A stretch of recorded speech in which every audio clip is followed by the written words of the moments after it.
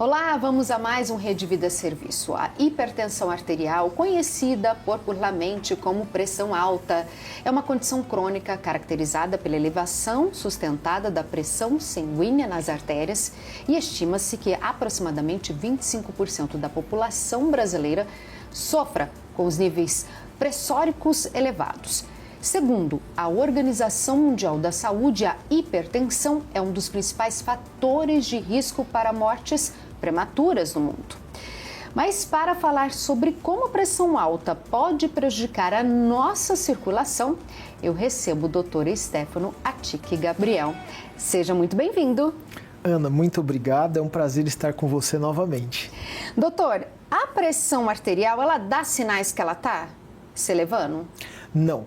A pressão arterial, assim como os demais fatores de risco para as doenças cardiovasculares, elas se caracterizam por serem fatores de risco silenciosos, não manifestam sintomas. E geralmente a pessoa percebe que a pressão está alta num exame de rotina, de repente quando vai fazer uma avaliação médica, é aí que ela percebe, ou quando a pessoa tem uma complicação. Então, se ela é silenciosa, a gente sabe que ela é muito perigosa.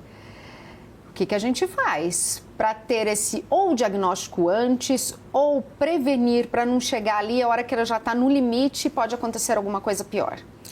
O ideal é que as pessoas se conscientizem da importância de um check-up.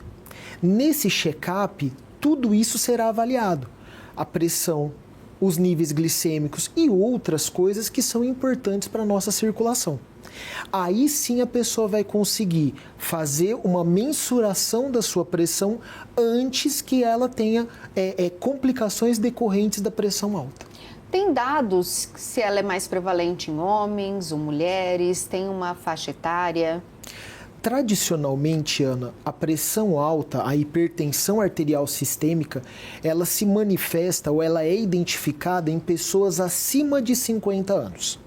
Mas hoje, com o mundo moderno, com a correria, com o estresse, com essa competitividade no mercado de trabalho, nós temos identificado cada vez mais níveis pressóricos elevados em populações mais jovens.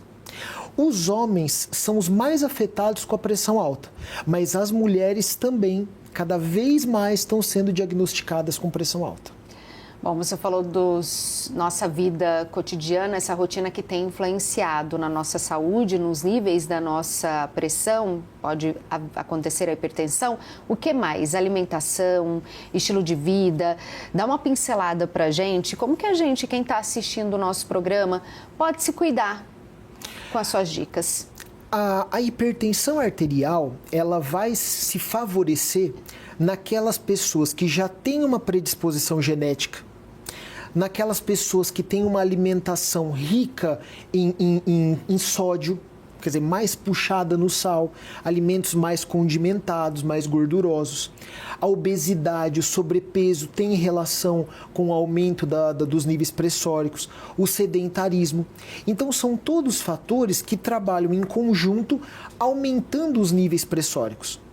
E o problema da pressão alta é que a pressão alta não acomete só a circulação periférica, prejudica o funcionamento cerebral, pode dar problema de coração, piora ao longo dos anos a função dos rins, pode causar um problema circulatório nas pernas e isso vai diminuindo cada vez mais a qualidade de vida da população.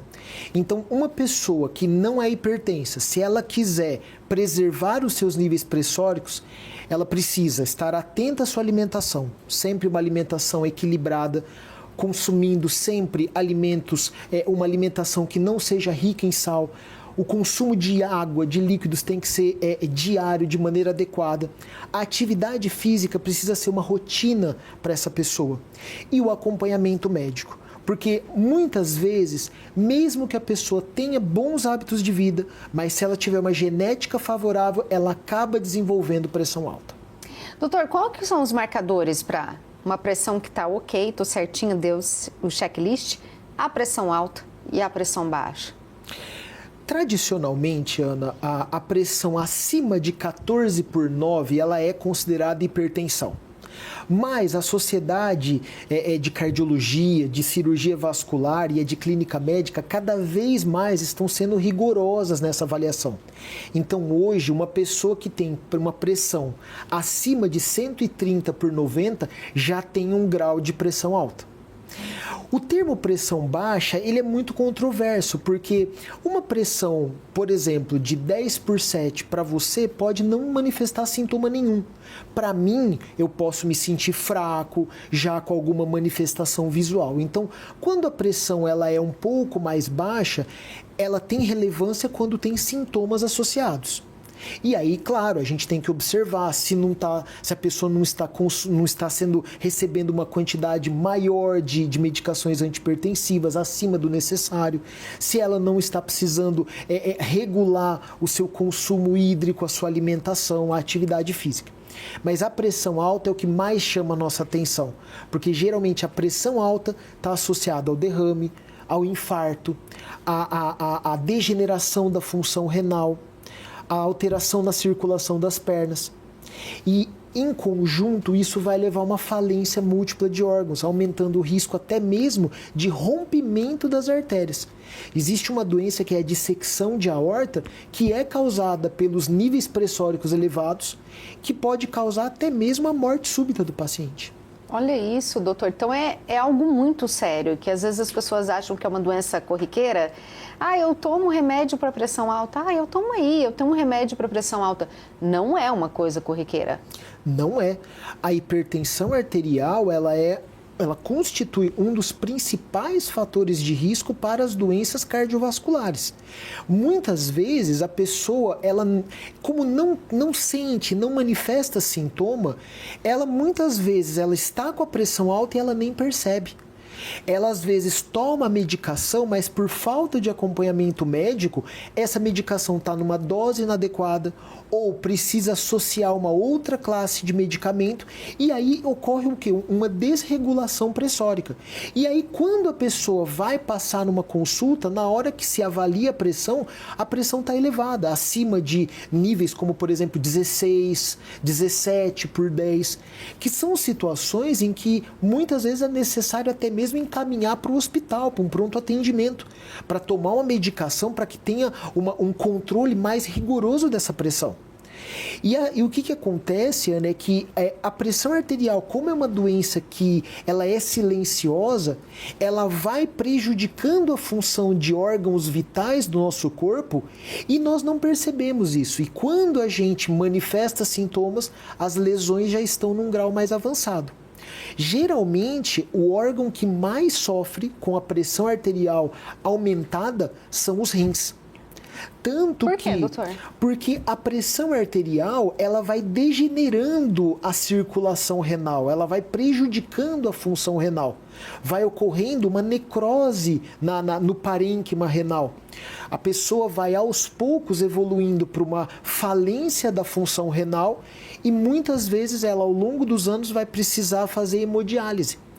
As duas principais causas de insuficiência renal crônica na nossa população são decorrentes dos níveis pressóricos elevados e do mau controle glicêmico.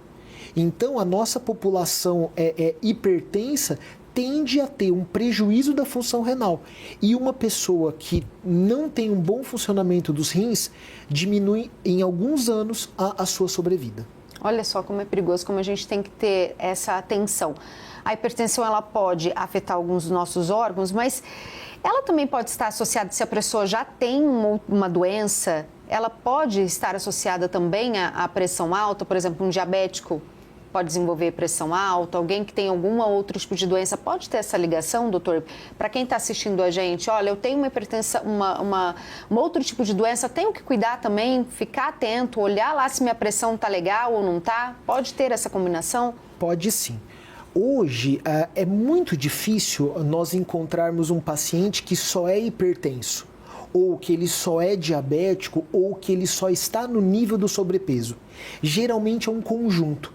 A pessoa ela já vem com aquele kit, ele já é hipertenso, diabético, ele está acima do peso, ele é sedentário, então ele vai tendo um somatório de fatores de risco.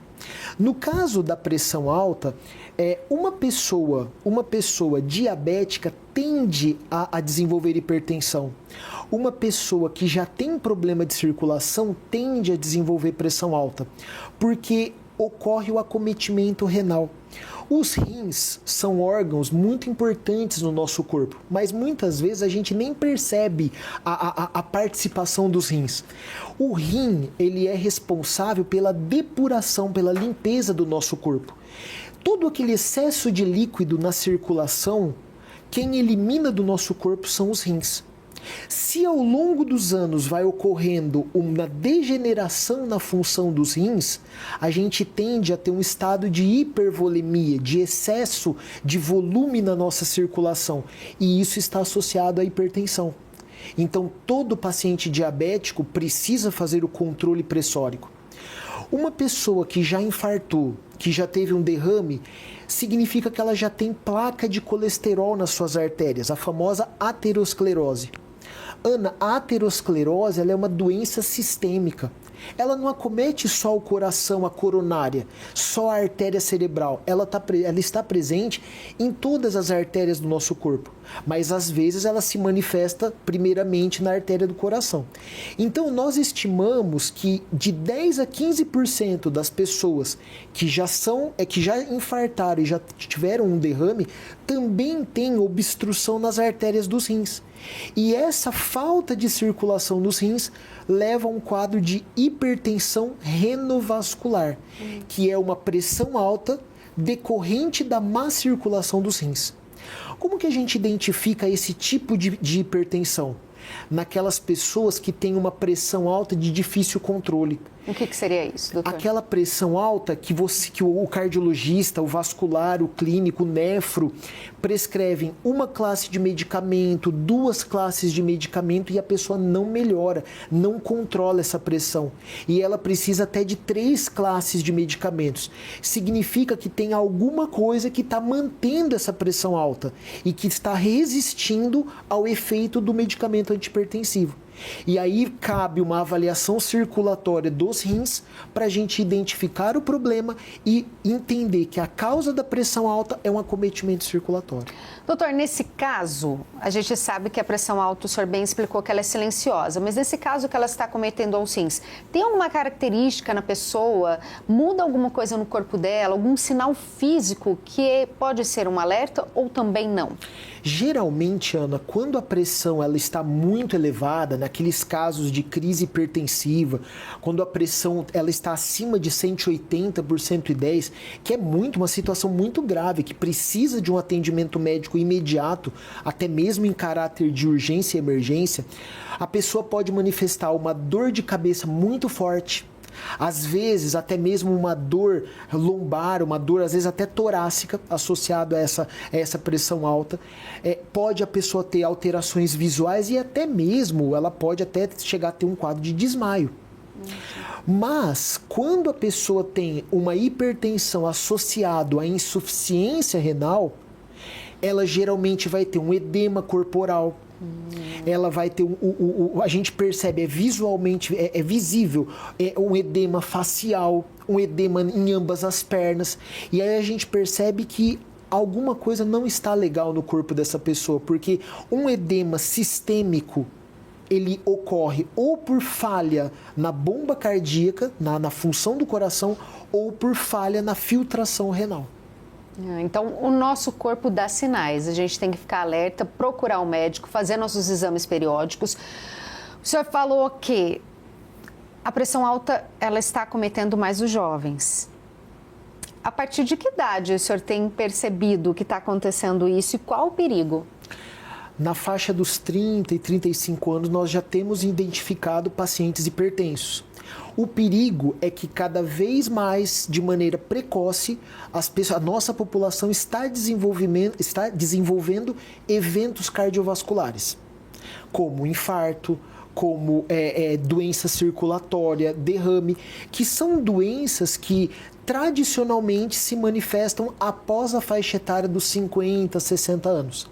Mas como o fator de risco é o mesmo, essas doenças estão se manifestando precocemente. Isso acontece pelo dia a dia das pessoas, muitas vezes pela dificuldade das pessoas em apresentar uma rotina de atividade física, em ter aquele momento de relaxamento, em poder desestressar do trabalho, em manter uma alimentação equilibrada, em poder ter um período de descanso, em descarregar aquela energia. E isso tudo acumulado no corpo da pessoa vai se manifestando. E uma coisa que acontece é que as pessoas acabam, como são jovens, como são mais ativas, e muitas vezes a gente entende que quem vai apresentar esses sintomas são pessoas mais velhas, acabam não procurando um atendimento, acabam não se cuidando, e aí a pessoa manifesta.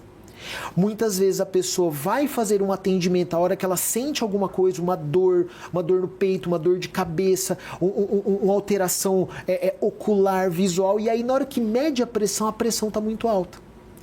No consultório, a gente geralmente tem que medir a pressão desse paciente pelo menos 2 vezes para você afirmar que a pressão dele realmente está alta.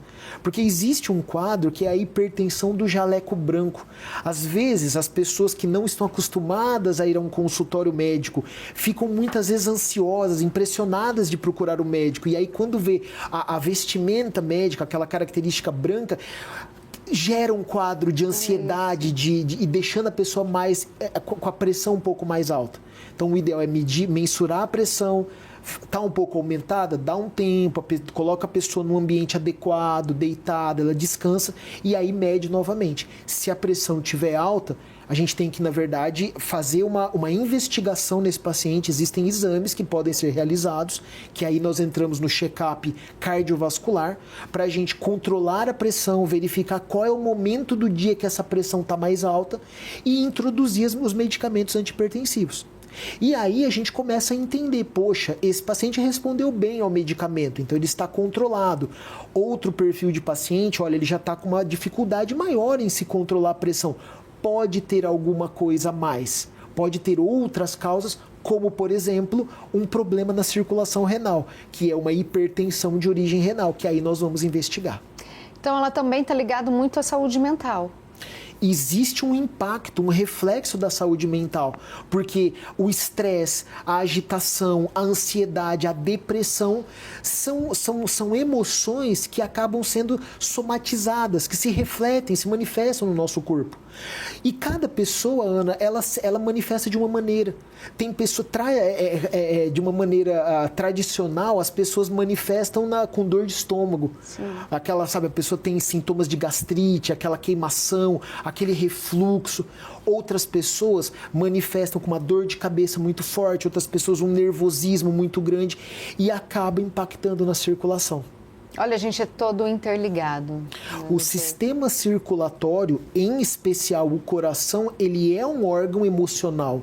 Ele é um órgão endócrino que tem uma série de hormônios envolvidos, que reflete a parte emocional. E o coração está integrado com a circulação. Então, ocorre a manifestação no corpo todo da pessoa.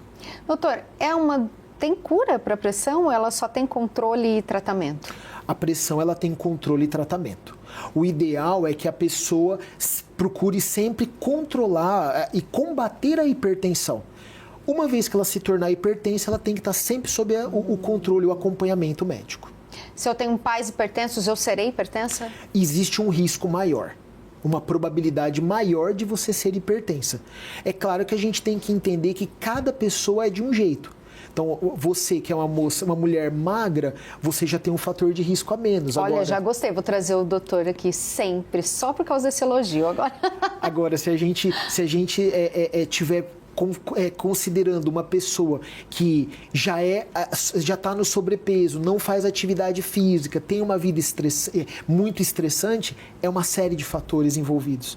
E para nós mulheres que chegamos, eu ainda não cheguei, mas estou quase lá, na menopausa. A menopausa também pode influenciar? Olha, minha pressão sempre foi ok, normal, nunca tive altos e baixos, mas a gente sabe que a menopausa, ela mexe, ela vira o corpo da mulher e tudo que está dentro da gente, nos hormônios e tudo mais. Pode impactar, doutor? A mulher pode impactar a pressão dela? Pode.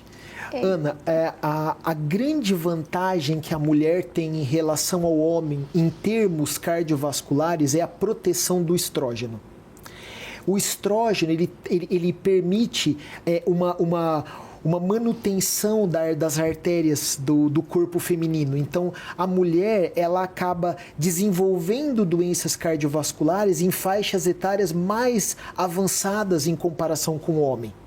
É muito comum no consultório, fazendo uma avaliação circulatória, quando a gente avalia o colesterol bom, o colesterol ruim, a mulher é campeã. Ela tem o colesterol bom, o HDL sempre em níveis muito elevados, em níveis bons. O homem, você olha e é aquela coisa mais sofrida. O homem você tem que insistir para ele fazer exercício, para ele se cuidar. Porque o estrógeno traz essa proteção para a mulher. Então o homem infarta mais cedo que a mulher. O homem desenvolve placa de colesterol mais cedo do que a mulher. Agora, a mulher, quando perde a proteção hormonal, no caso da menopausa, ela já começa a ter o quê? Um enrijecimento da artéria. E essa perda da elasticidade arterial, que muitas vezes tem efeito do estrógeno, essa perda da elasticidade faz com que a mulher desenvolva hipertensão, com que ela esteja mais predisposta a eventos cardiovasculares. Pode acontecer o mesmo na gravidez por outros fatores, mas pode acontecer também essa mudança, doutor? Pode, porque no caso da gravidez, com a circulação fetal e a sobrecarga hídrica no corpo da mulher, a mulher pode desenvolver hipertensão gestacional, ela pode desenvolver o diabetes gestacional. Por isso que no caso específico da grávida, ela precisa de um pré-natal de qualidade, um acompanhamento de perto com o seu ginecologista, com o seu obstetra, para evitar a hipertensão gestacional, porque os níveis pressóricos elevados na mãe acabam se refletindo na criança. A pressão alta, a hipertensão, ela está ligada a problemas como trombose, lipedema ou não, doutor? Não especificamente.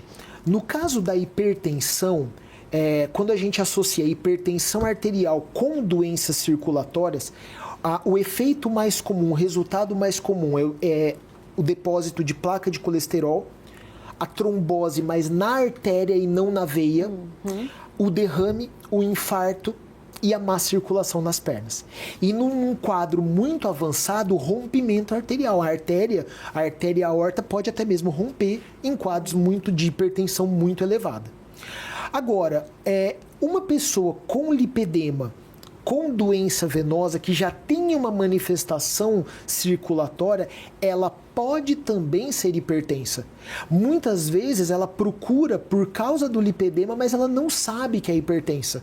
E aí ela vai acabar descobrindo durante a avaliação.